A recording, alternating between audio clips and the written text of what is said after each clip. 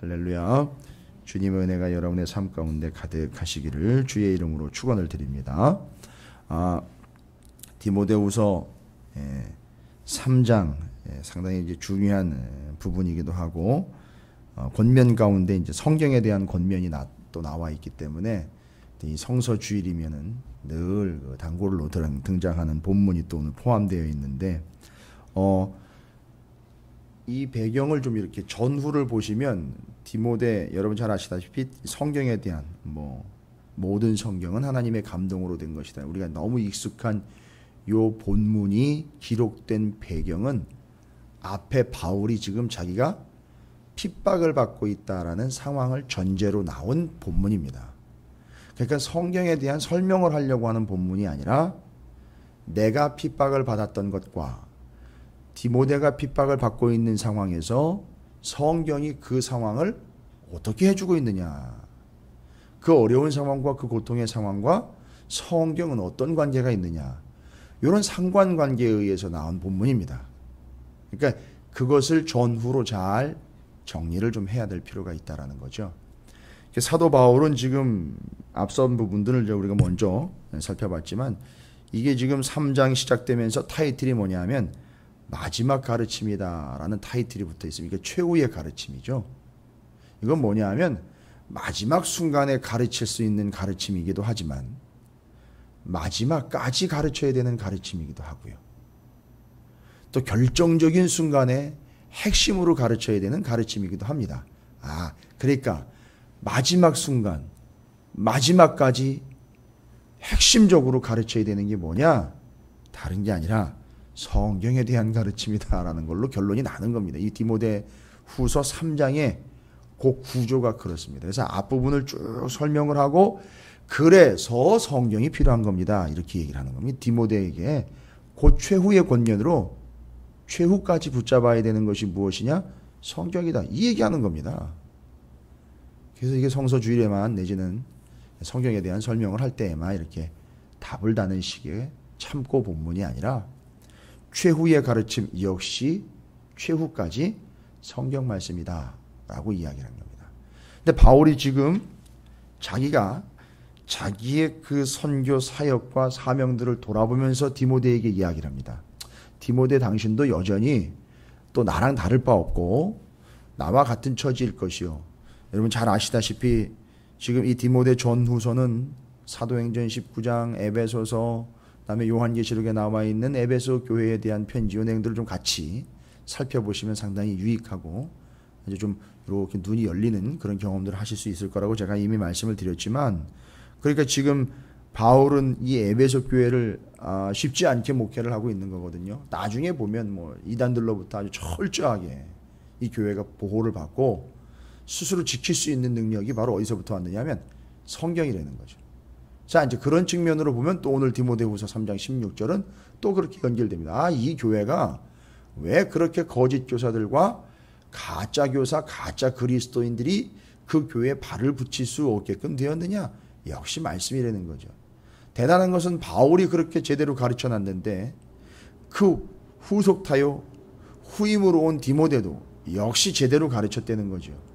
또다시 후임으로 올 수 있죠. 그 교회의 목회자라고 할 수 있는 사도 요한조차도 아주 쟁쟁한 목회자들이 있기 때문에 교회가 부흥했다가 아니라 진리를 온전히 수호해낸 아주 온전한 교회의 모범이 될 수 있었다라고 볼 수 있습니다. 그게 다 뭐냐?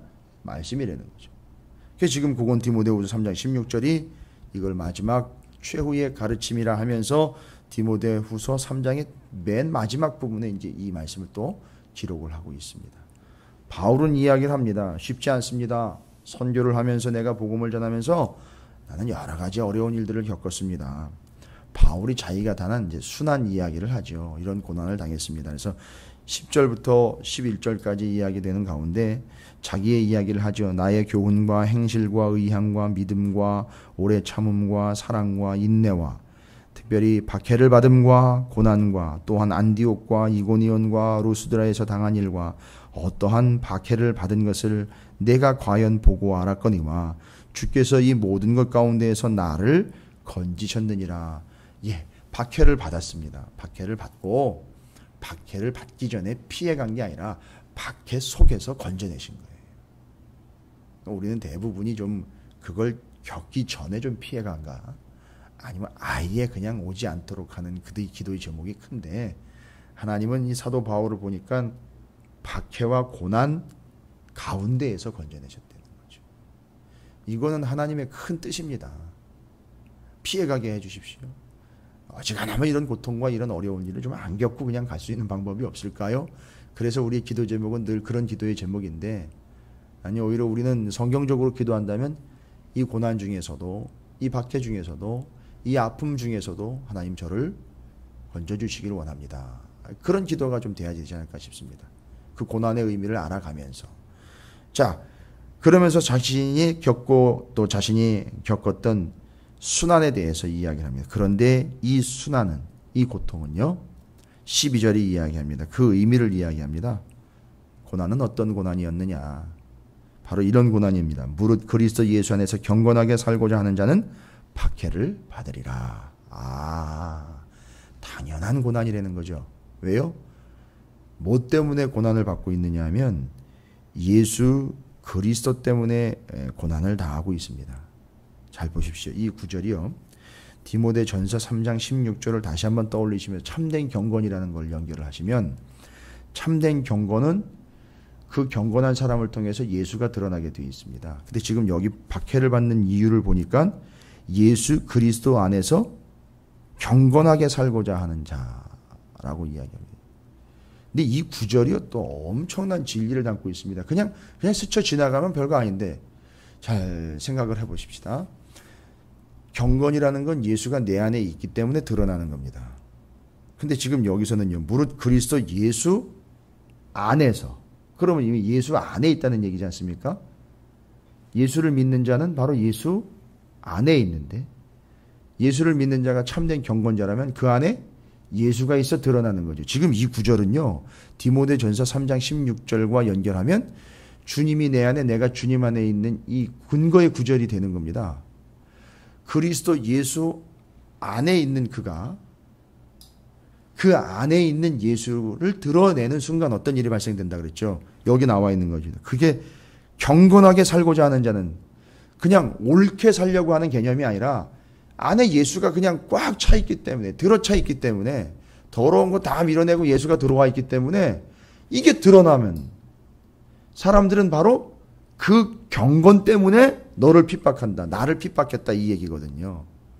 예수가 안 드러났으면 사람들이 모르죠. 저게 예수를 믿는 건지 아닌지, 저 행동이 믿는 자의 행동인지 아닌지 모르겠죠. 그냥 일반적이다라고 보겠는데, 참 경건자는 그 안에 예수가 드러나 버리기 때문에 그걸 보고 그를 핍박한다는 겁니다. 자, 바울이 받았던 순환은 요 순환입니다. 그러니까 자기가 뭔 어떤 의로운 행위를 해서가 아니라 그에게 예수가 드러나 버리니까 세상이 자꾸 이제 핍박을 하는 겁니다. 예수가 안 드러나면 핍박을 안 합니다. 왜일까요? 예수는 의로운 자, 곧 공의 그 자체이기 때문에 드러나는 겁니다. 그러면 이 의가 드러나니까 불의한 자들은 기억나실 거예요. 의가 드러나니까 불의한 자들은 의로운 자 옆에 오려고 하지 않고, 왜냐하면 불의한 자와 의로운 자가 딱 서버리면 자신들의 불의가 드러나니까요. 자, 만약에 그런데 어쩔 수 없어 불의한 자와 의로운 자가 같이 서게 됐습니다. 그럼 불의한 자의 불의함이 자꾸 드러나겠죠? 그러면 이제 최악의 상황이 발생되겠죠. 어떻게 합니까? 불의한 자는 이 의로운 자를 제거를 하려고 하겠죠. 죽여버립니다. 이 핍박은 바로 그 핍박입니다. 세상에 예수를 믿어 하나님의 공의인 예수가 그 안에 있기 때문에 그런 의롭다 칭함을 받게 되는 의로움의 존재입니다. 근데 이 의로움의 존재가 불의한 자들과 함께 지금 섞여 사는 게 이 세상이에요. 그러다 보니까 불의한 자들의 불의함이 드러납니다. 그냥 막 살아갈 때는 드러나지 않습니다. 그러나 의로운 자, 곧 예수가 그 안에 있는 참된 경건자들 곁에 서면 이들의 불의함이 탁 드러나기 때문에 가까이 오지 않을 뿐만 아니라 가까이 오면 배격을 해버립니다. 죽여버리려고 합니다. 여러분, 이게 창세기에 나와 있는 거잖아요. 예. 불의함이 드러나니까 의로운 자를 아예 제거해버린다. 가인과 아벨의 예입니다.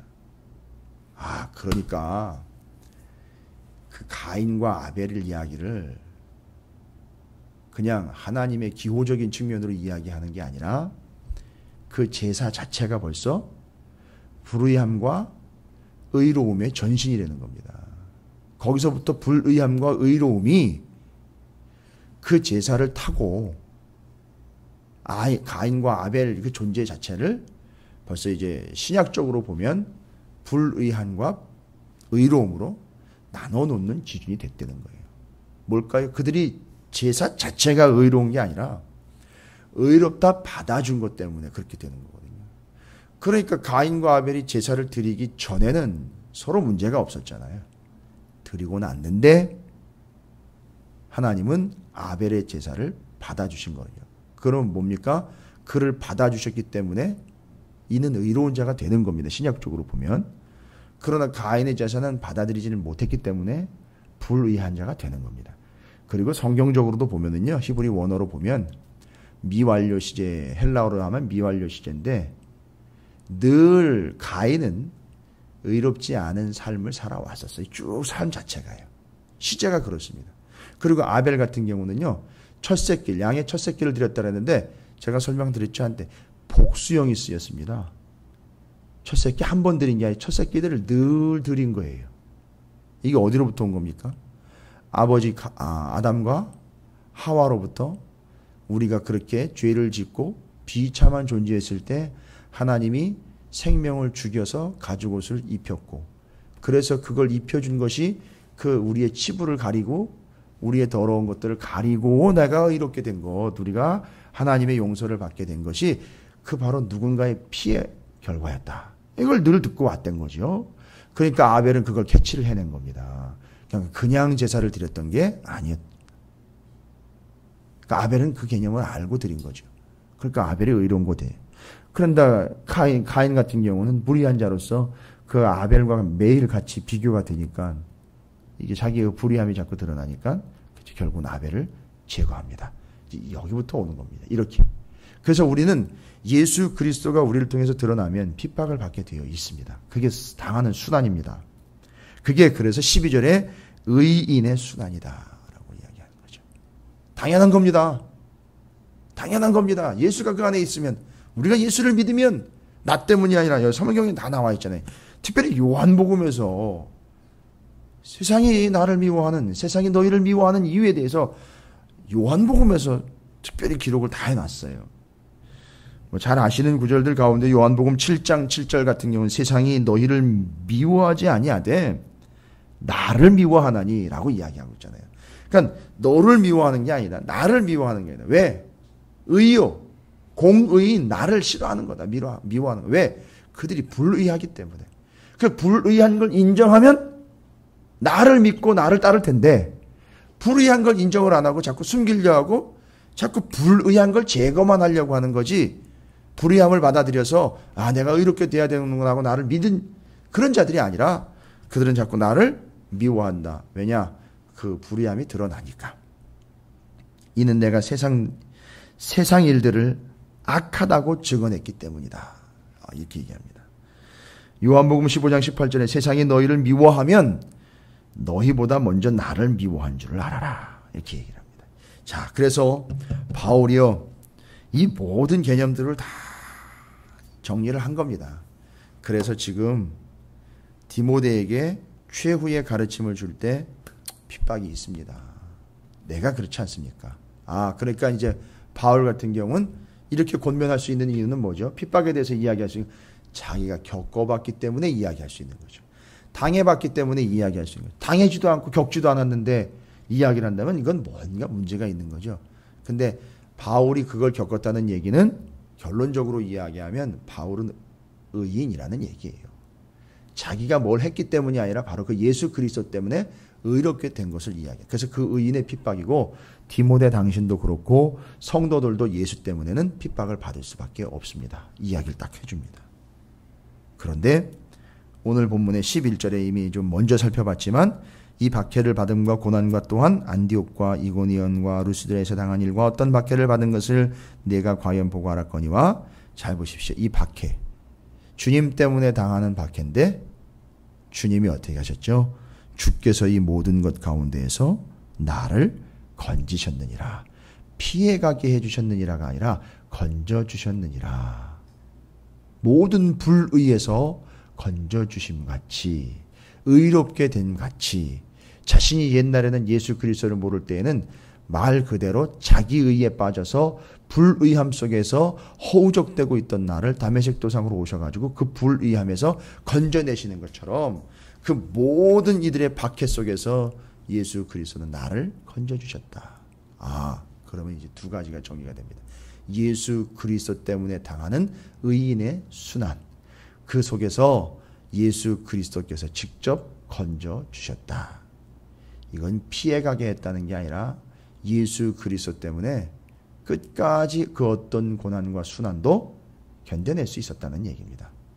피해갔다는 얘기가 아니라 아주 넉넉하게 감당해낼 수 있었다. 실제로 그 죽음의 위협 속에서도 예수 그리스도 때문에 자신은 구원을 받을 수 있었다. 그래서 이 사람이 이제 확신이 있는 거죠. 사도 바울은 정확하게 아는 겁니다. 그러면 그렇게 건져주시고 구원해주신 것은 저 멀리 올라가면 이집트의 노예 생활로부터 건져주신 하나님 또 나오겠죠. 또 뭐 하갈의 신음소리 부르짖음까지 들었던 하나님 다 연결이 되는 겁니다. 자, 그러면 이제 바울이 하려고 하는 이야기가 바로 그겁니다. 뭐죠? 이 모든 순환과 이 모든 박해, 이 고난을 넉넉히 이겨내는 방법이 뭐냐? 바로 성경이라는 겁니다. 그 말씀에 충실하라는 얘기예요. 바로 우리는 그 의로움을 지켜내는데 하나님의 말씀인 이 하나님의 계시의 말씀인 이 속에 담겨있는 그 의로움의 소식들과 진리들을 늘 덧입어 가면서 그 박해와 순환을 극복하는 방법에 대해서 다른 게 아니라 이 말씀이 답이다라고 또 이야기를 하는 거예요. 그래서 뒤에 이제 14절, 15절이 디모데의 상황을 이야기를 해주면서 너가 그렇지 않았느냐, 디모데 너가 그렇지 않았느냐, 뭐가 그래요? 그러나 너는 배우고 확신한 일에 거하라. 너는 내가 누구에게서 배운 것을 알며.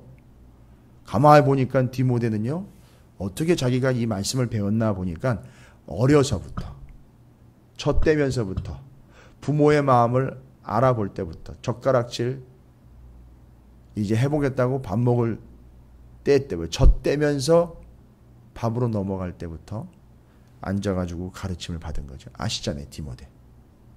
외할머니 로이스, 어머니 유니게로부터, 이 로이스와 유니게로부터, 외할머니와 어머니로부터 받은 그 가르침, 그 가르침이 결국은 자기가 장성해가지고 목회를 하면서 누구에게도 가르침을 받았습니까?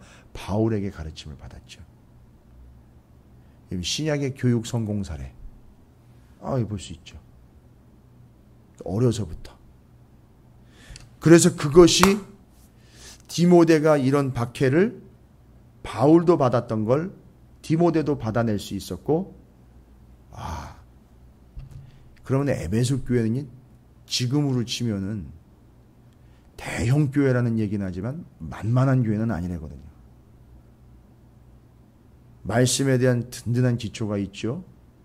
그걸 무너뜨리려고 이단들이 공격을 하죠. 근데 거기서 목회를 했어요. 젊은 디모데가 목회를 거기서 할 수 있었던 거예요.